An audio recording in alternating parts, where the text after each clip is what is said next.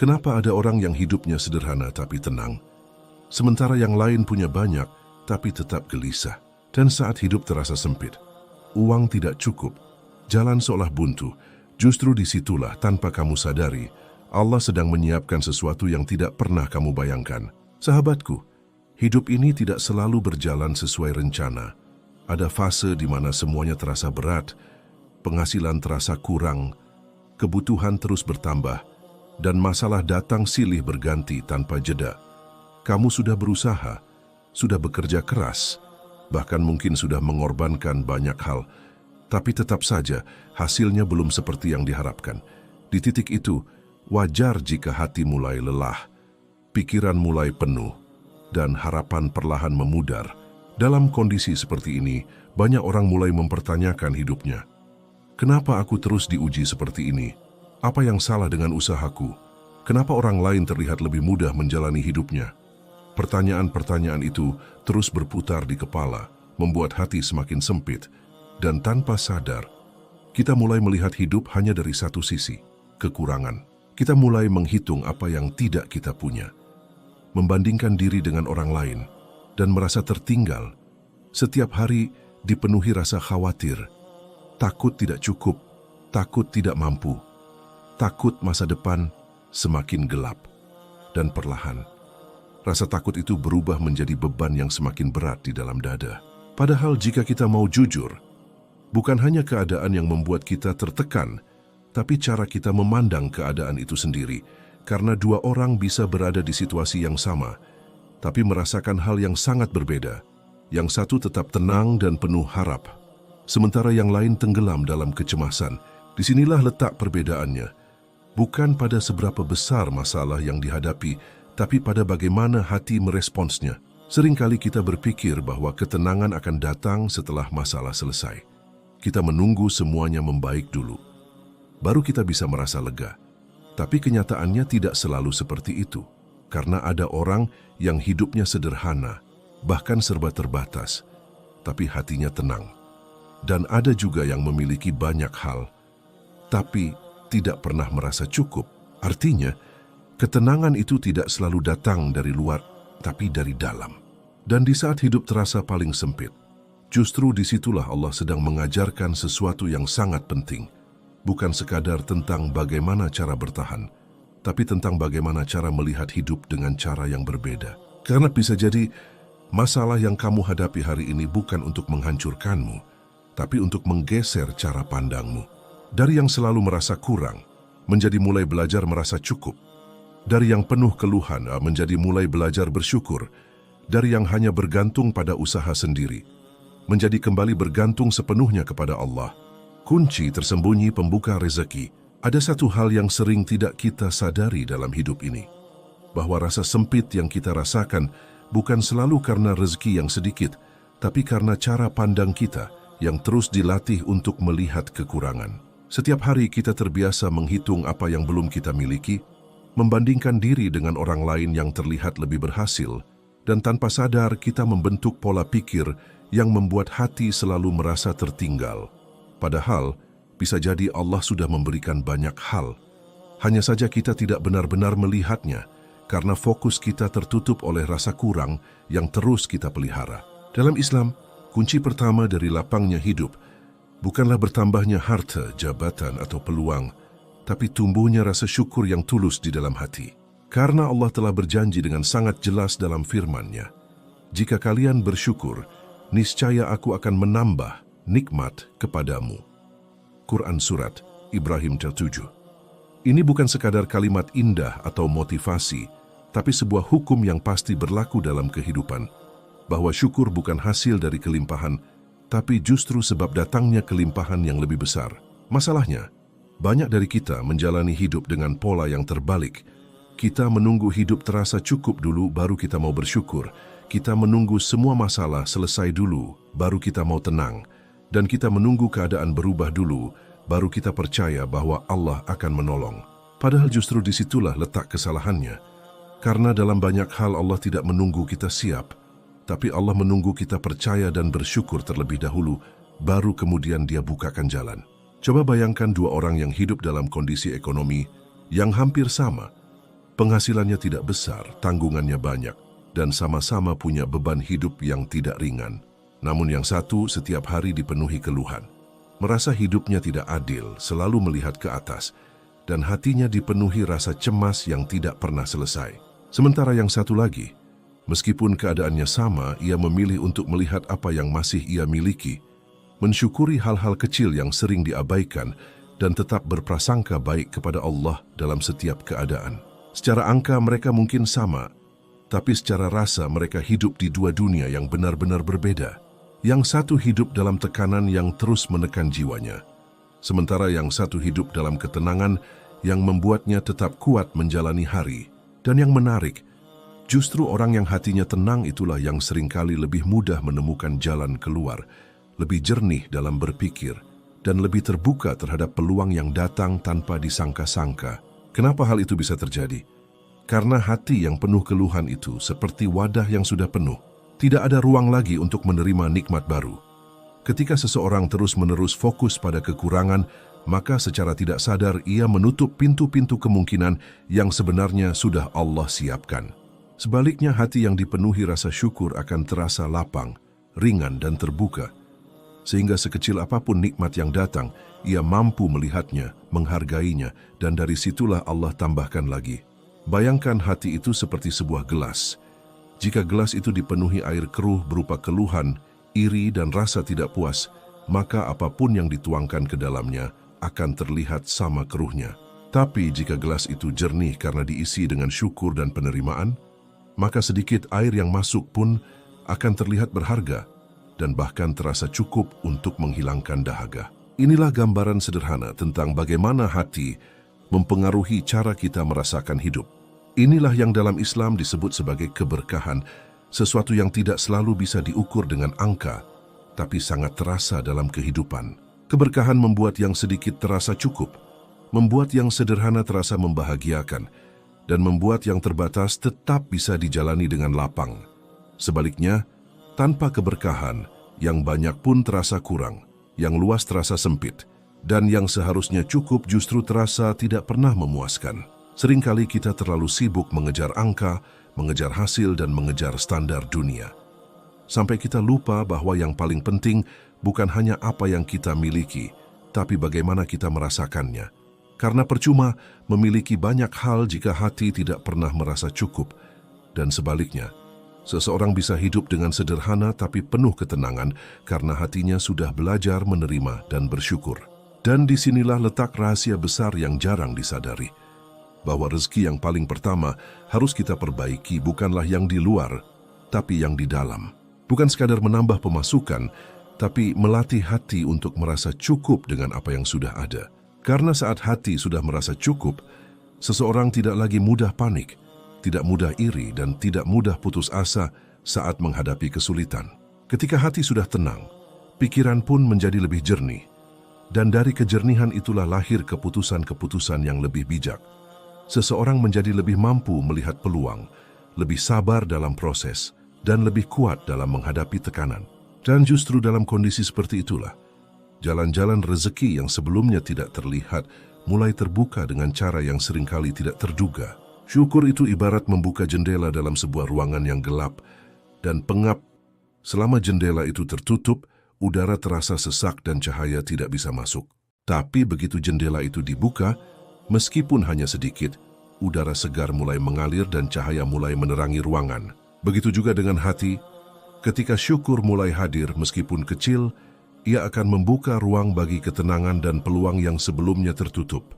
Maka jika hari ini kamu merasa hidupmu sempit, jangan langsung berpikir bahwa solusinya adalah menambah, karena bisa jadi yang perlu kamu lakukan pertama kali adalah mengubah cara melihat.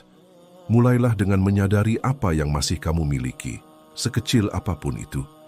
Dan latih dirimu untuk benar-benar mensyukurinya dengan hati yang hadir.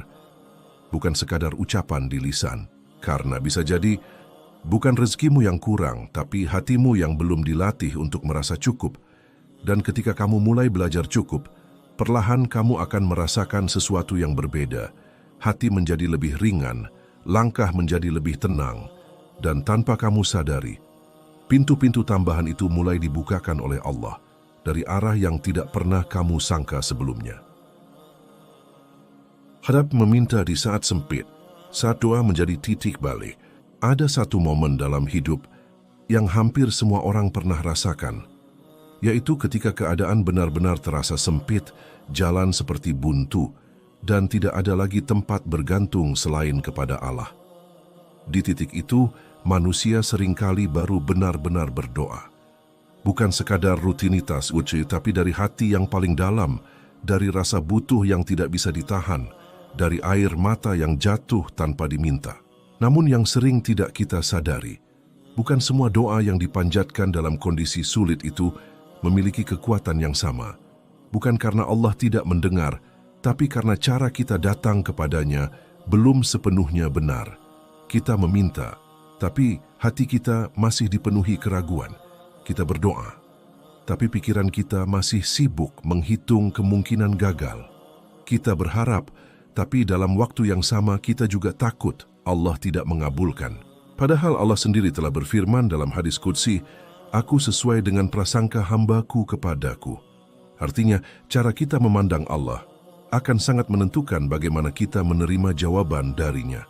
Jika kita datang dengan keyakinan yang kuat bahwa Allah Maha Mampu, Maha Kaya, dan Maha Memberi, maka kita sedang membuka pintu harapan yang luas. Tapi jika kita datang dengan hati yang ragu, maka kita sendiri yang mempersempit pintu itu.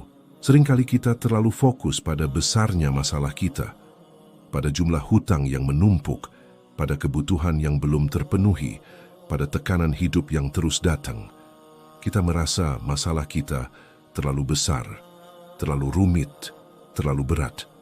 Tapi kita lupa satu hal, bahwa yang kita hadapi bukanlah masalah kita, tapi Allah yang Maha Besar. Allah tidak melihat seberapa besar hutangmu. Allah tidak melihat seberapa sempit keadaanmu. Allah melihat seberapa besar keyakinanmu kepadanya. Disinilah adab meminta itu menjadi sangat penting. Datanglah kepada Allah bukan sebagai orang yang putus asa tanpa arah, tapi sebagai hamba yang tahu bahwa Tuhannya tidak pernah kehabisan cara untuk menolong. Mintalah bukan dengan suara yang paling keras, tapi dengan hati yang paling yakin. Bayangkan seorang anak kecil yang meminta kepada orang tuanya. Ia tidak pernah ragu apakah orang tuanya mampu atau tidak. Ia hanya tahu, orang tuanya pasti akan berusaha memberinya yang terbaik. Dan justru karena keyakinan itulah, ia meminta dengan polos, dengan yakin, tanpa beban. Maka bagaimana mungkin kita sebagai hamba ragu kepada Allah, yang kekuasaannya jauh melampaui segala sesuatu? Ada sebuah kisah nyata tentang seseorang yang hidupnya benar-benar berada di titik terendah. Ia terlilit hutang, usahanya bangkrut, dan hampir setiap hari ia hidup dalam tekanan yang luar biasa. Sampai pada satu malam, ia benar-benar merasa tidak punya siapa-siapa lagi. Ia bangun di sepertiga malam dengan hati yang hancur, dan untuk pertama kalinya dalam hidupnya, ia berdoa tanpa gengsi, tanpa ragu, tanpa menyisakan sedikit pun kebergantungan pada selain Allah. Ia menangis, bukan karena ingin dikasihani, tapi karena ia sadar selama ini ia terlalu mengandalkan dirinya sendiri. Dalam doanya ia berkata, "Ya Allah, aku sudah tidak punya apa-apa lagi. Kalau Engkau tidak menolongku, aku tidak tahu harus kemana lagi." Dan dari titik itulah, sesuatu mulai berubah. Bukan langsung tiba-tiba bukan langsung semua masalah selesai, tapi hatinya dulu yang Allah tenangkan. Dari hati yang tenang itulah, ia mulai berpikir lebih jernih, mengambil keputusan dengan lebih bijak, dan perlahan, satu persatu jalan mulai terbuka. Ada bantuan yang datang dari arah yang tidak disangka, ada peluang yang sebelumnya tidak terlihat, dan ada kemudahan yang tidak pernah ia bayangkan sebelumnya. Apa yang berubah? Bukan Allah yang berubah, tapi cara dia datang kepada Allah. Dari yang sebelumnya setengah yakin, menjadi benar-benar yakin. Dari yang sebelumnya hanya berharap, menjadi benar-benar berserah. Dan disitulah letak rahasia doa. Bukan hanya pada apa yang kita ucapkan, tetapi pada bagaimana hati kita saat meminta. Karena doa bukan sekadar kata-kata, tapi pertemuan antara kelemahan seorang hamba dengan kekuasaan Tuhannya. Maka jika hari ini kamu sedang berada di titik sulit, jangan hanya fokus pada seberapa berat masalahmu, tapi perbaiki cara kamu datang kepada Allah. Mintalah dengan yakin, dengan penuh harap, dan dengan hati yang benar-benar percaya bahwa tidak ada yang mustahil baginya. Karena bisa jadi, bukan doamu yang belum dikabulkan, tapi keyakinanmu yang belum sepenuhnya sampai. Dan saat keyakinan itu hadir sepenuhnya, disitulah pertolongan Allah mulai mendekat dengan cara yang tidak pernah kamu sangka.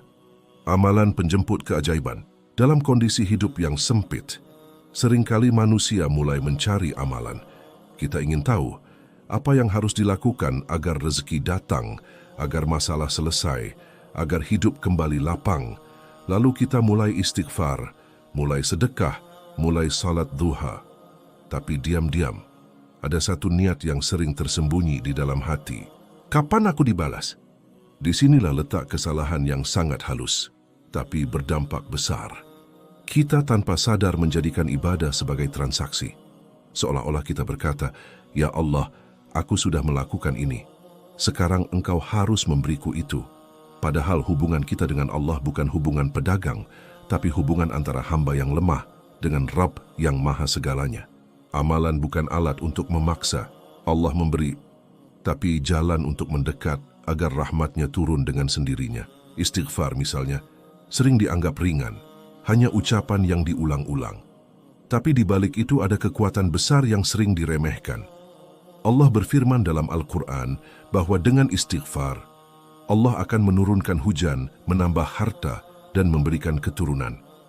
Artinya istighfar bukan hanya menghapus dosa, tapi juga membuka pintu rezeki. Namun istighfar yang mengundang keajaiban bukan sekadar di lisan, tapi yang lahir dari hati, yang benar-benar merasa butuh ampunan. Bayangkan seseorang yang setiap hari berkata astagfirullah, tapi hatinya masih merasa kuat sendiri, merasa bisa mengandalkan dirinya tanpa Allah, maka kata-katanya hanya berhenti di mulut.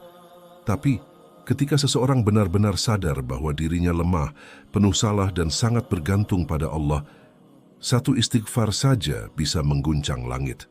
Begitu juga dengan sedekah. Sedekah di saat lapang itu mudah, tapi sedekah di saat sempit itu luar biasa. Karena saat kamu memberi di kondisi kamu sendiri merasa kurang, sebenarnya kamu sedang menunjukkan satu hal yang sangat mahal, kepercayaan penuh kepada Allah. Seolah kamu berkata, "Ya Allah, meskipun aku sedikit, aku yakin Engkau tidak akan membiarkanku kekurangan." Dan disitulah keajaiban sering dimulai. Bayangkan ini seperti seseorang yang menanam benih. Bukan saat tanahnya subur dan airnya melimpah, tapi justru saat tanahnya kering. Secara logika, itu terlihat tidak masuk akal. Tapi justru karena itulah, ketika hujan datang, benih itu tumbuh dengan cara yang tidak disangka-sangka. Sedekah di waktu sempit adalah benih itu. Ia mungkin terlihat kecil, bahkan terasa berat, tapi ia menyimpan potensi yang besar di sisi Allah. Lalu ada salat duha. Banyak orang mengerjakannya, tapi sedikit yang benar-benar merasakannya. Salat duha bukan sekadar amalan sunnah, tapi bentuk penyerahan diri di awal hari. Saat orang lain sibuk mengejar dunia, kamu justru berhenti sejenak menghadap Allah dan berkata tanpa kata, "Ya Allah, sebelum aku mencari rezekimu, aku datang dulu kepadamu." Itu bukan sekadar gerakan, itu adalah sikap hati. Dan dari sikap hati itulah, Allah cukupkan kebutuhanmu dengan cara yang tidak selalu bisa dijelaskan. Ada sebuah kisah yang mungkin sederhana, tapi sangat dalam maknanya. Seorang pria hidup dalam kesulitan ekonomi yang berat. Penghasilannya tidak menentu, hutangnya menumpuk, dan hampir setiap hari ia dihantui rasa cemas.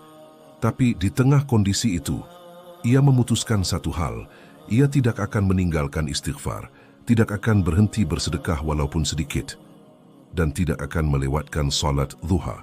Awalnya, tidak ada perubahan besar, hidupnya masih sama, masalahnya masih ada. Tapi ia tetap melanjutkan. Bukan karena ingin cepat kaya, tapi karena ia ingin dekat dengan Allah. Hari demi hari berlalu, dan perlahan sesuatu berubah. Bukan langsung pada hartanya, tapi pada hatinya. Ia menjadi lebih tenang, lebih sabar, dan tidak lagi panik seperti sebelumnya. Dari ketenangan itu, ia mulai melihat peluang kecil yang dulu ia abaikan. Ia mulai berani mengambil langkah yang dulu ia takutkan. Dan dari langkah-langkah kecil itulah, rezeki mulai datang. Sedikit, tapi cukup. Lalu bertambah, dan terus bertambah. Sampai suatu hari ia sadar bahwa yang mengubah hidupnya bukan hanya amalan yang ia lakukan, tapi siapa yang ia dekati melalui amalan itu. Karena pada akhirnya, amalan bukan tentang apa yang kamu lakukan, tapi tentang kepada siapa kamu mendekat. Maka jika hari ini kamu ingin keajaiban dalam hidupmu, jangan hanya fokus pada hasil, tapi perbaiki niatmu dalam beramal.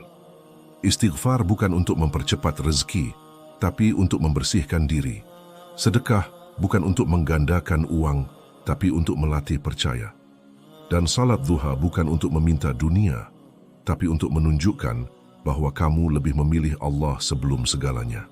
Dan saat itu semua dilakukan dengan hati yang benar. Tanpa kamu sadari, langit mulai terbuka. Dan pertolongan itu datang dengan cara yang tidak pernah kamu bayangkan sebelumnya. Saat semua terasa berat, percayalah Allah tidak pernah terlambat. Ada fase dalam hidup di mana semua terasa menumpuk dalam satu waktu. Kamu mulai bertanya dalam hati, sampai kapan harus seperti ini? Kamu mulai ragu, apakah aku benar-benar akan keluar dari semua ini? Dan yang paling berat, kamu mulai merasa seolah-olah doamu belum didengar. Padahal, bukan Allah yang menjauh, tapi mungkin Allah sedang menyiapkan sesuatu yang lebih besar dari yang kamu minta. Hanya saja, waktunya belum kamu pahami. Seringkali kita ingin semuanya cepat selesai. Ingin jawaban datang secepat mungkin. Ingin hidup kembali mudah, tanpa harus melalui proses yang panjang. Tapi kita lupa bahwa Allah tidak hanya ingin memberikan hasil, Allah juga ingin membentuk kita selama perjalanan itu. Karena bisa jadi, kalau semua masalahmu langsung diangkat hari ini, kamu belum siap untuk menjaga nikmat yang akan datang nanti. Maka Allah tahan sejenak, bukan untuk menyakitimu, tapi untuk menguatkanmu. Allah biarkan kamu berada di titik lelah, agar kamu belajar bersandar hanya kepadanya. Allah biarkan kamu merasa sempit, agar kamu sadar bahwa hanya Dia satu-satunya tempat bergantung. Dan Allah biarkan semuanya terasa lambat, agar kamu mengerti bahwa setiap hal ada waktunya. Tidak ada satupun doa yang sia-sia. Mungkin tidak semua dikabulkan dengan cara yang kamu inginkan, tapi semuanya dijawab dengan cara yang kamu butuhkan. Kadang Allah memberi apa yang kamu minta. Kadang Allah menggantinya dengan yang lebih baik. Dan kadang Allah menundanya sampai kamu benar-benar siap menerimanya. Maka jangan ukur kasih sayang Allah dari cepat atau lambatnya jawaban, tapi dari bagaimana Dia menjaga kamu, bahkan di saat kamu merasa sendiri. Ingat ini baik-baik, kamu yang hari ini masih bertahan, itu bukan karena kamu kuat, tapi karena Allah yang menguatkan. Kamu yang hari ini masih bisa bangkit setiap pagi, itu bukan karena kamu mampu, tapi karena Allah yang masih memberi kesempatan. Dan kamu yang hari ini masih punya harapan, itu tanda bahwa Allah belum selesai dengan hidupmu. Maka jangan menyerah, meskipun jalannya belum terlihat, meskipun jawabannya belum datang, meskipun keadaan belum berubah. Tetaplah melangkah, tetaplah berdoa, tetaplah berusaha, dan tetaplah percaya. Karena bisa jadi, di titik kamu merasa paling lelah, disitulah kamu sebenarnya sudah sangat dekat dengan pertolongan. Seperti malam yang paling gelap, tepat sebelum fajar menyingsing. Dan saat waktu itu tiba, kamu akan melihat ke belakang dan menyadari bahwa semua yang kamu lalui bukan untuk menghancurkanmu, tapi untuk mengantarkanmu pada versi dirimu yang lebih kuat, lebih sabar, dan lebih dekat dengan Allah. Sahabatku, jika kamu merasa video ini seperti berbicara langsung kepadamu, mungkin ini bukan kebetulan. Mungkin ini adalah cara Allah mengingatkanmu bahwa kamu tidak sendirian. Jangan simpan sendiri.